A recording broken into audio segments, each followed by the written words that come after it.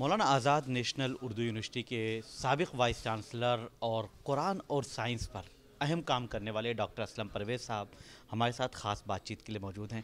Doctor صاحب آپ کا استقبال ہے۔ شکریہ۔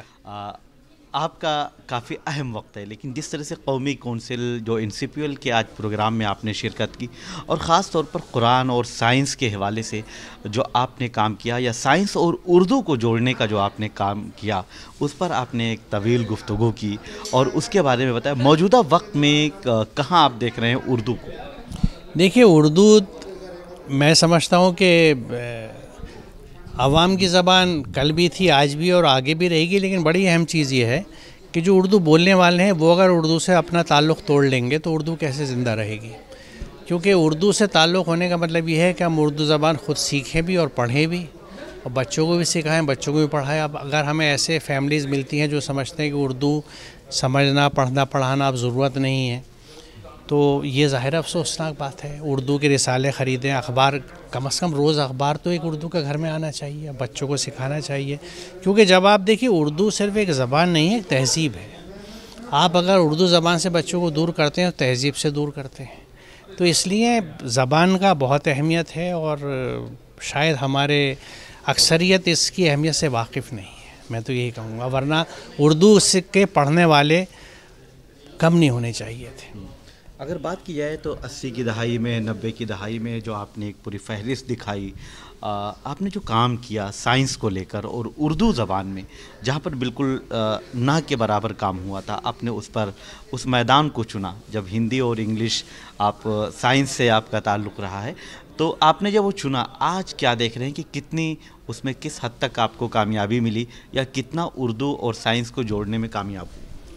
دیکھیے، جب چراغ اندھیرے میں جلتا ہے تو یہ کاؤنٹ نہیں کرتا ہے میں کتنے اندھیرے کو دور کر سکا، وہ اپنا حق ادا کرتا ہے۔ میں نے اردو میں سائنس اس لیے لکھنا شروع کیا کہ جیسے میں نے بتایا کہ ہماری اردو والوں کی جو کمیونٹی ہے، اس میں بیسک صحت اور ماحول سے واقفیت بھی نہیں ہے۔ کیا کھائیں، کیسے رہیں، کیسے جئیں، کیا طریقے ہوں، یہ کچھ نہیں آتا۔ اور سب سے بڑی بات یہ ہے کہ اس سائنس اور سائنسی ذہن کے نہ ہونے کی وجہ سے ہم لوگ سب تقلیدی ہو گئے، جس نے جو کہہ دیا وہ مان لیا اور کبھی سوال نہیں کیا، ریزن کی دلیل کی بات نہیں کری۔ تو میری صرف کوشش یہ تھی کہ اردو دا طبقے تک ان چیزوں کی اہمیت کو پہنچاؤں اور خاص طور سے انہیں بتاؤں کہ یہ قرآن کا طریقہ ہے۔ قرآن یعنی سورہ انفال اگر آپ 22 دیکھیں، انفال 22، تو وہ یہ کہتی ہے کہ اللہ کے نزدیک بدترین قسم کے وہ گونگے بہرے لوگ ہیں جو عقل استعمال نہیں کرتے۔ تو عقل کا استعمال، غور و فکر، مشاہدہ، دلیل، یہ قرآن سکھاتا ہے۔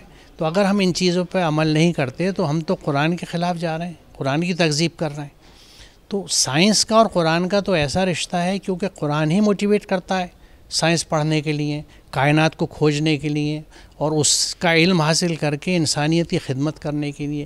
لیکن بدقسمتی سے چونکہ ہمارے یہاں تعلیم دو حصوں میں بٹ گئی، دینی تعلیم اور دنیاوی تعلیم، اور افسوس کی بات یہ ہے کہ دینی تعلیم کے نام پہ جو نصاب چنا گیا، جو درس نظامی چنا گیا، اس میں سائنس کا کوئی رول نہیں ہے۔ یعنی قرآن جن چیزوں کو پڑھنے کے لیے کہہ رہا ہے وہ درس نظامی میں دین کے نام پہ چھوڑ دیا گیا اور کوئی اس پہ سوال نہیں اٹھاتا۔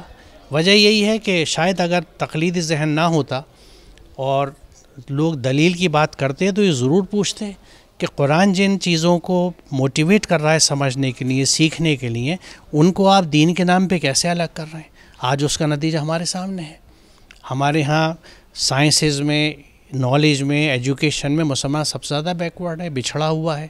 جس قوم کے اوپر موٹیویشن ہو کہ آپ نیچر کو ایکسپلور کریے، کھوجیے، وہ سائنسز میں ہی کیا ہر طرح کی ایجوکیشن میں سب سے پیچھے ہے۔ تعلیم بالکل آخر کی پرائرٹی ہماری ہو گئی۔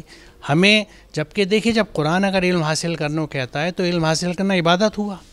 ہم نے عبادتیں اپنے طور سے ڈیفائن کر دی کہ صاحب نماز بن جانا اور روزے، ان کی اہمیت سے مجھے انکار نہیں ہے، لیکن محض ان کو اسلام کہہ دینا بہت بڑی جسارت ہے، زیادتی ہے اور ظلم ہے جو اس قوم پہ کیا گیا ہے۔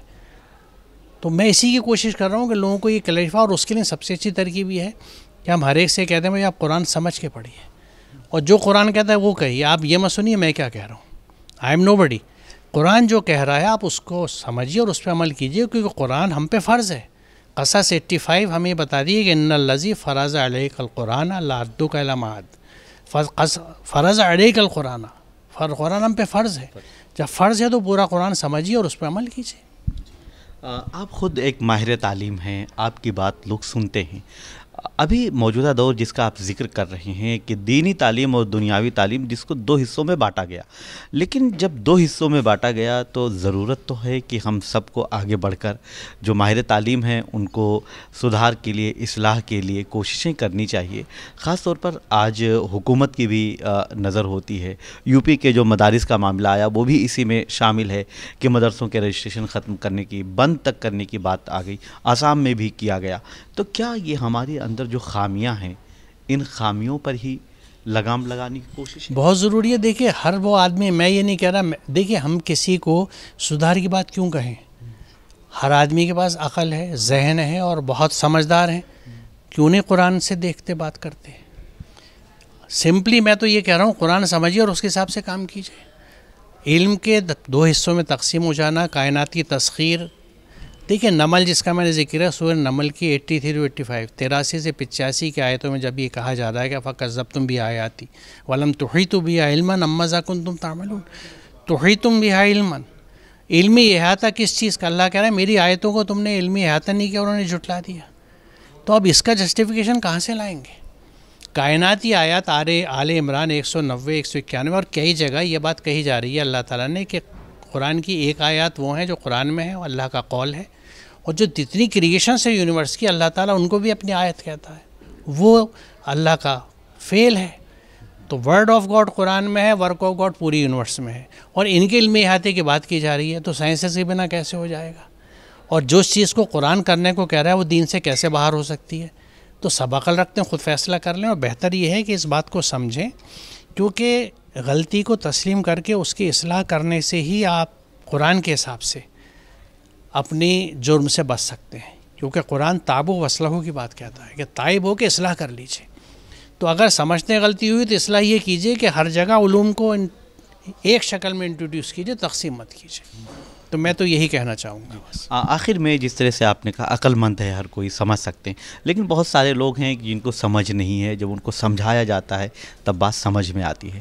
ایسے لوگوں کے لیے اور عقل مند لوگوں کے لیے کیا پیغام دیں گے آپ؟ میرا پیغام تو یہ ہے کہ کچھ مت کیجئے، کسی کو مت سنیے، صرف قرآن سمجھیے اور اس پہ عمل کیجئے، سمپلی۔ بہت شکریہ۔ تو ڈاکٹر اسلم پرویز صاحب کا کہنا ہے کہ قرآن پڑھیے، سمجھیے اور خود اس پر عمل کیجیے، کسی کی بات مت سنیے۔